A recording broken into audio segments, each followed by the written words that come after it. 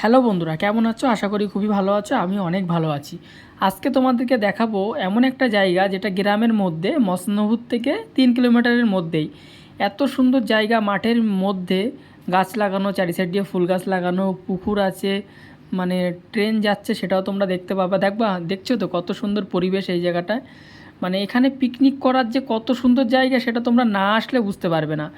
চারি সাইডটা কিন্তু ফাঁকা, সুন্দর হাওয়া, চারি সাইডটা গাছগুলো রং করা, প্লাস নিচে কিন্তু ঘাস আছে, চারি সাইডে বন জঙ্গল আছে, আর সুন্দর করে সাজিয়ে রাখা হয়েছে। তোমার ইচ্ছা যেখানে ইচ্ছা সেখানে বসতে পারবে। বসার জন্য যা মানে সব কিছু করা, দোলনাও আছে, সব কিছু আছে এখানে, ঠিক আছে। চেয়ার টেবিলের ব্যবস্থাও আছে, বক্সের সিস্টেমও আছে। তো এই সাইডে কিন্তু অনেকগুলো পুকুর আছে, চারি সাইডে 4টে পুকুর আছে। আর তুমি যদি মনে করো যে পুকুরে নৌকা করে ঘুরবে, সেটাও ঘুরতে পারবে।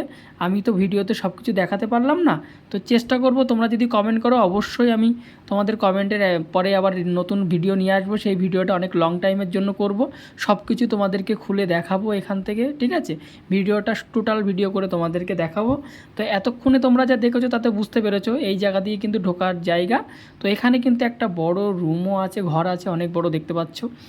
তো এই জায়গায় হচ্ছে সেটা, এটা হচ্ছে মসনবুর থেকে মাত্র 3 কিলোমিটারের মধ্যে, ঠিক আছে। যারা লোকালে থাকো তারা তো অবশ্যই অনেকেই জানো, আর যারা জানো না অবশ্যই কমেন্ট করো, আমি তোমাদেরকে কমেন্টে অ্যান্সার দিয়ে দেবো, ঠিক আছে। দেখতে পাচ্ছ কত সুন্দর জায়গা, মানে চারি সাইড দিয়ে ফুল গাছ, দুই সাইড দিয়ে, আর মিডল দিয়ে রাস্তা। আর রাস্তা তো দেখতে পাচ্ছ বন চলে গেছে।